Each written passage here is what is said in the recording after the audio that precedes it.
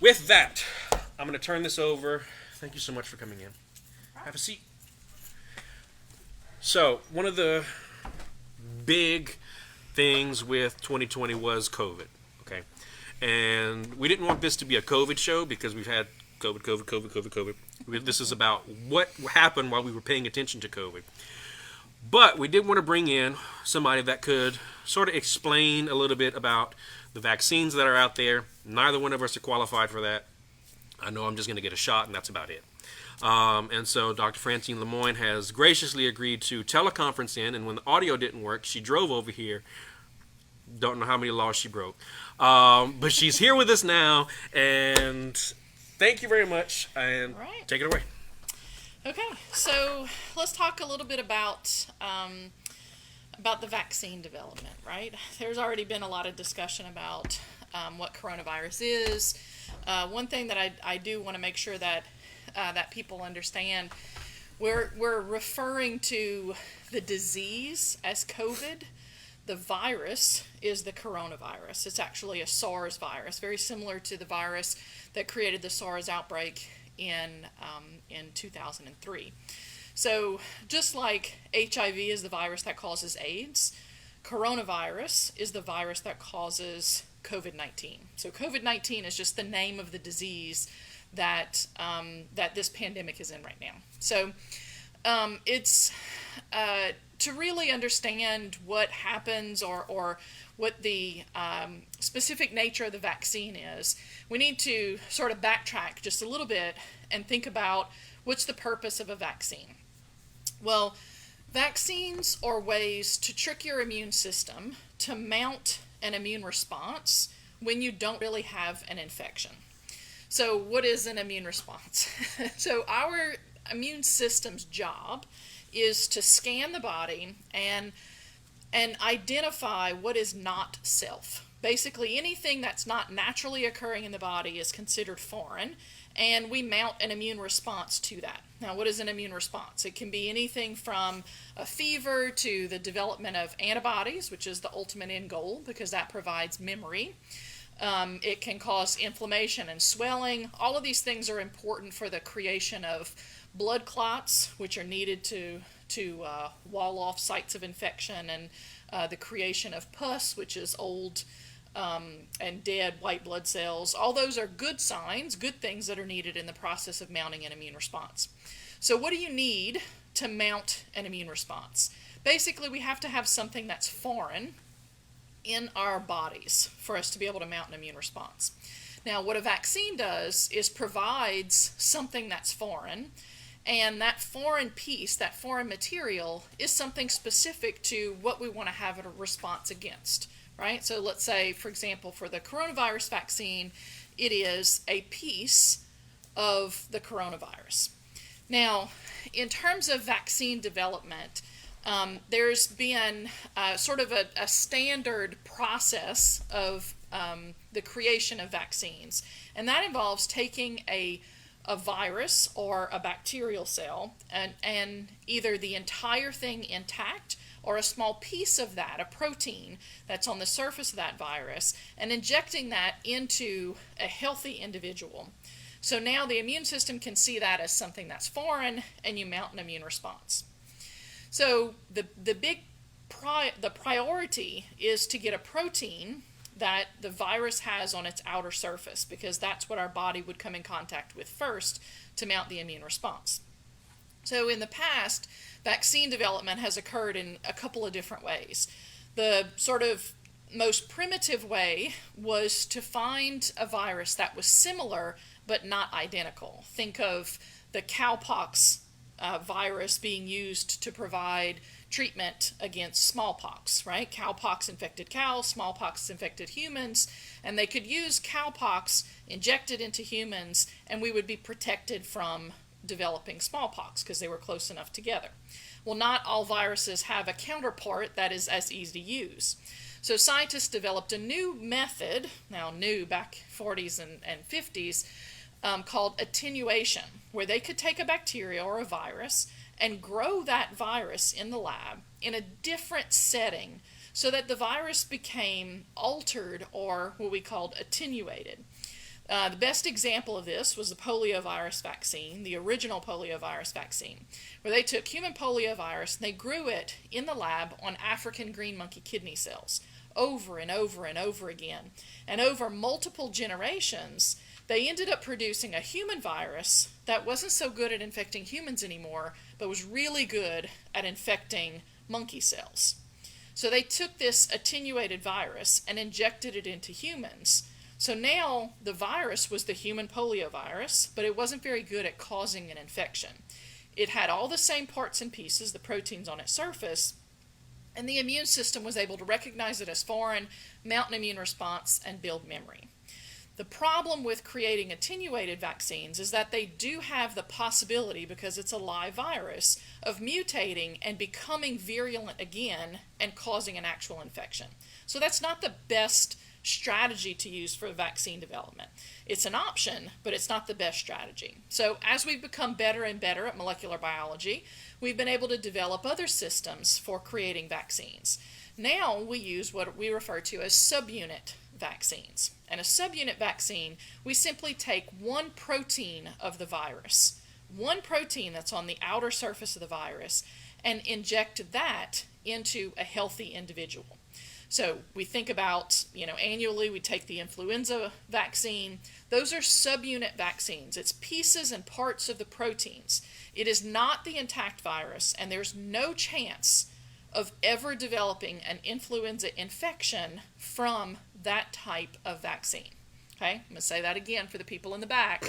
It is scientifically impossible to develop an influenza infection from receiving the influenza vaccine.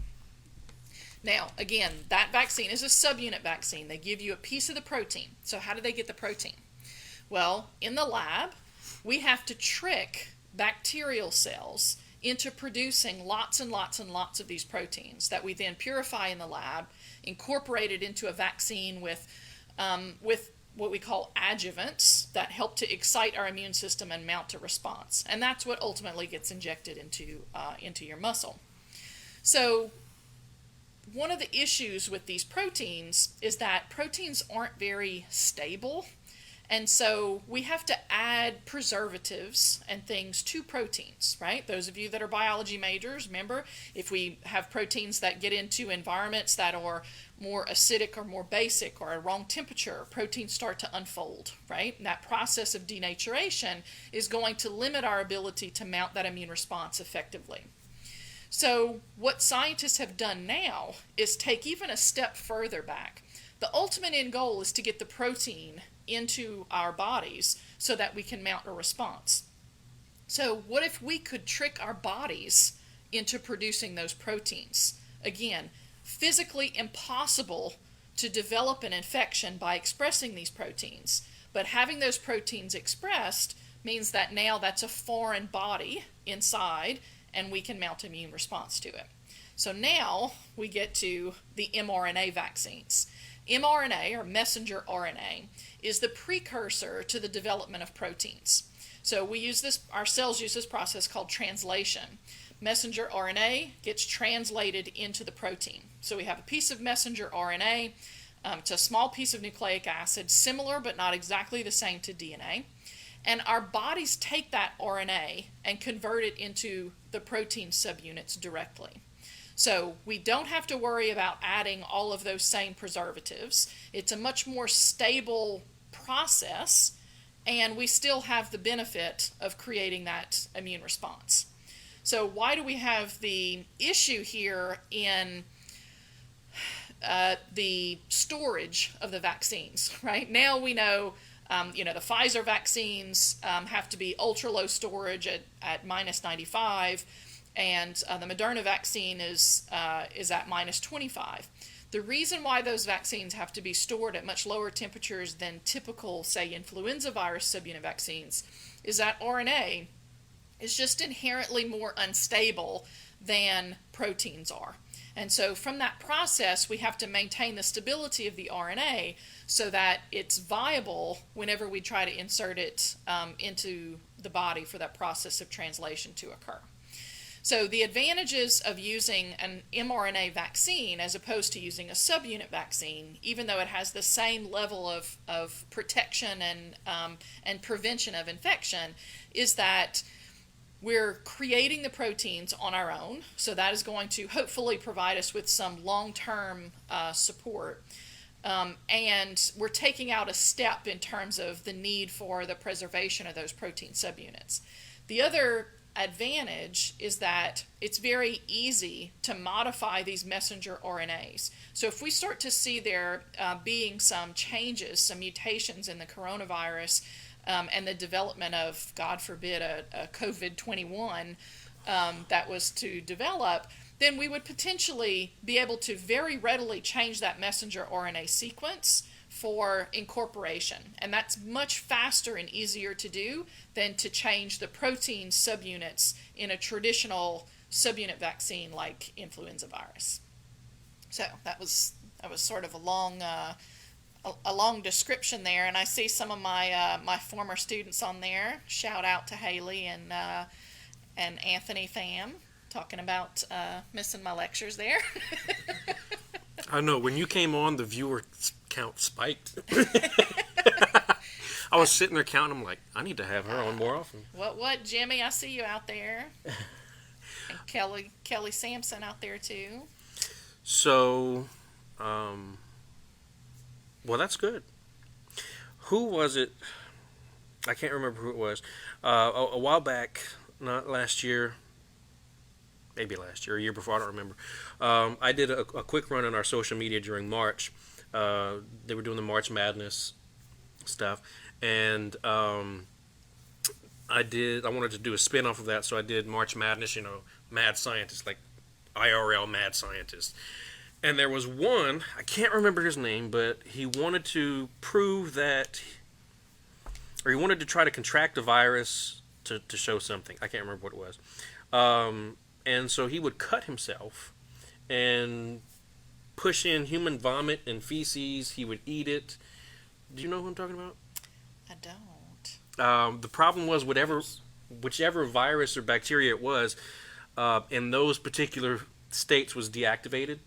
And so he could never catch it, no matter how many times he did that. Yeah. He never caught it because it was deactivated in those particular environments. Yeah, I mean, that's, one of the things that's important to note. Very often we get questions like, well, why can't they just create this vaccine? Why is it taking so long? Why can't they do this? The development of these vaccines have to be very specific and unique to each individual virus, and in some cases, each strain of the virus. Doesn't appear to be the case for coronavirus, but for many viruses it is. And, it's not something that is easy to do. One, it's somewhat of a guessing game to figure out which one of those proteins on the surface of the virus is going to be the one that is the most, what we call antigenic, the one most likely to cause an immune response to occur. So we know that there are going to be some differences there, but there are so many different viruses and variations of viruses. I mean, it's no different than plants and animals in the universe. There are just so many various forms and alterations that it's really hard to understand the ins and outs of each one of these. Because viruses are what we call intracellular parasites. That means they actually have to enter not just into our bodies but into our cells to replicate. That process and understanding how they get in and then how they replicate is critical for our understanding of how to stop it. So it requires a lot of effort for scientists to understand that process of what we call attachment and then entry, to understand how best to create a system that blocks that from occurring. The best way to do that is to have an immune response that prevents the initial attachment, if that's at all possible. But because of the diversity of the field of virology, it's really difficult to find all of these differences. It's as now being the dean of the College of Arts and Sciences, I often talk about how art and science are so interlinked together, right? I mean, scientists have to be incredibly creative, and artistic in the way that they approach the development of some of these very ingenious solutions, like creating a messenger RNA vaccine when a protein vaccine isn't functioning the way that we want it to. So each small piece that we uncover, each small piece that we place on this big puzzle is what helps us come up with that ultimate final result. So there's often times when we think about a mad scientist, and many times those tactics can be quite unconventional. Sometimes those are the ones that are ultimately going to rise up to the top and be something quite unique. But I don't know if rubbing fecal matter into an open wound is going to rise to the top of that heap. I hope not. Yeah, I hope not too. Thank you so much. That was incredibly informative, and you doubled our viewers.